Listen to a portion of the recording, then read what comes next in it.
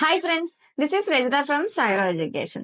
എന്തുകൊണ്ടാണ് മോൾഡോവ എന്ന് പറയുന്ന ഒരു ഡെസ്റ്റിനേഷൻ MBBSന് വേണ്ടി നമ്മുടെ കേരളത്തിൽ നിന്ന് തന്നെ വളരെ അധികം കുട്ടികൾ നോക്കുന്നത്? നിങ്ങൾ എപ്പോഴെങ്കിലും ചിന്തിച്ചിട്ടുണ്ടോ?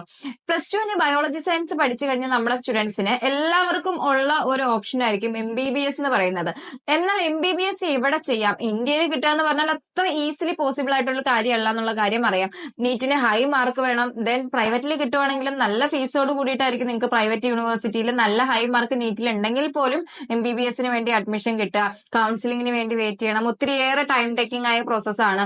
സോ MBBS എബ്രോഡ് നോക്കുന്ന സമയത്ത് നമ്മുടെ കേരളത്തിൽ നിന്നുള്ള ഒട്ടനവധി സ്റ്റുഡൻസ് മോൾഡോവ എന്ന് പറയുന്ന ഒരു ഡെസ്റ്റിനേഷൻ വളരെ ആലോചിച്ച് തീരുമാനിച്ചതിന് ശേഷം ചൂസ് ചെയ്യുന്ന ഒരു കൺട്രിയാണ്. സോ എന്തുകൊണ്ടാണെന്നുള്ള കാര്യം നമുക്ക് ഇതിലൂടെ ഒന്ന് ഡിസ്കസ് ചെയ്താലോ? So welcome back to our channel.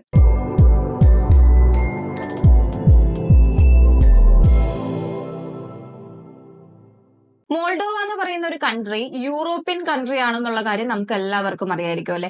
MBBS abroad choose ചെയ്യുന്ന നമ്മുടെ സ്റ്റുഡൻസിന് എല്ലാവർക്കും തന്നെ ആഗ്രഹം ഉണ്ടായിരിക്കും ഒരു യൂറോപ്യൻ കൺട്രിയിൽ പോയി MBBS കംപ്ലീറ്റ് ചെയ്യാൻ.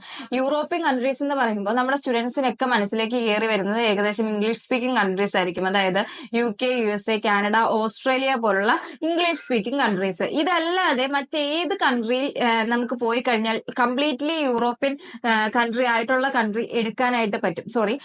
ഏത് കൺട്രി ചൂസ് ചെയ്യാനായിട്ട് പറ്റും എന്നുള്ള കാര്യം ഡൗട്ട് ആയിരിക്കും. അങ്ങനെ നിൽക്കുന്ന സമയത്ത് ഒത്തിരി അധികം മലയാളി സ്റ്റുഡൻസ് ഓപ്റ്റ് ചെയ്യുന്ന ഒരു കൺട്രിയാണ് കറന്റ്ലി മോൾഡോവ എന്ന് പറയുന്നത്.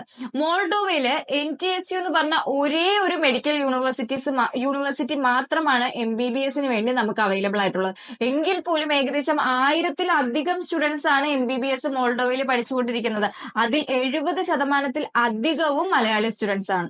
അതായത് ഓരോ വർഷത്തെ കണക്കെടുത്ത് നോക്കുകയാണെന്നുണ്ടെങ്കിലും ഏകദേശം 150-ലധികം മലയാളി സ്റ്റുഡൻസ് MBBS പഠിക്കുന്നതിന് വേണ്ടിയിട്ട് മോൾഡോവ ചൂസ് ചെയ്യുന്നുണ്ടെന്ന് അർത്ഥം.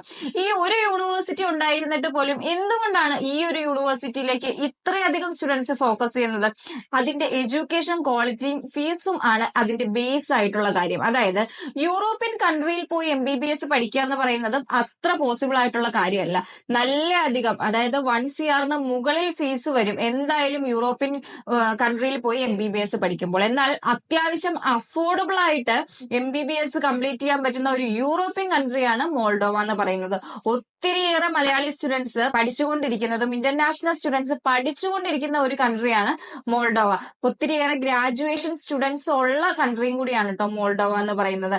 ഇന്റർനാഷണൽ ഫാക്കൽറ്റീസ് അവൈലബിൾ ആയിട്ടുള്ള ഒരു കൺട്രി, അത്രയധികം സേഫ്റ്റി എൻഷുർ ചെയ്യുന്ന ഒരു കൺട്രിയാണ് മോൾഡോവ എന്ന് പറയുന്നത്. മോൾഡോവയിലെ ഒരേ ഒരു യൂണിവേഴ്സിറ്റി ആയ NTSUവിൽ ഇൻസൈഡ് ക്യാമ്പസ് ഹോസ്റ്റലും സെപ്പറേറ്റ് ഹോസ്റ്റലും ഫുഡും അവൈലബിൾ ആയതുകൊണ്ട് തന്നെ സേഫ്റ്റി 100% ഇൻഷുർ ചെയ്യുന്നുണ്ട്. അതായത് 24 hours അവിടെ നമുക്ക് ഹോസ്റ്റലിലാണെങ്കിലും യൂണിവേഴ്സിറ്റീസിലാണെങ്കിലും ഫാക്കൽറ്റീസ് അവൈലബിൾ ആയതുകൊണ്ട് തന്നെ സ്റ്റുഡൻസിന് 100% സേഫ്റ്റി എൻഷുർ ചെയ്യുന്ന ഒരു കൺട്രിയാണ് മോൾഡോവ എന്ന് പറയുന്നത്.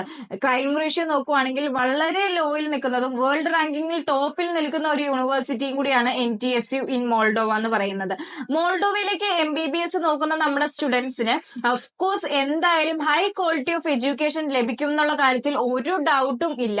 1945 തുടങ്ങിയ യൂണിവേഴ്സിറ്റി കൂടിയാണ് മോൾഡോവയിലുള്ള NTSU എന്ന് പറയുന്നത്.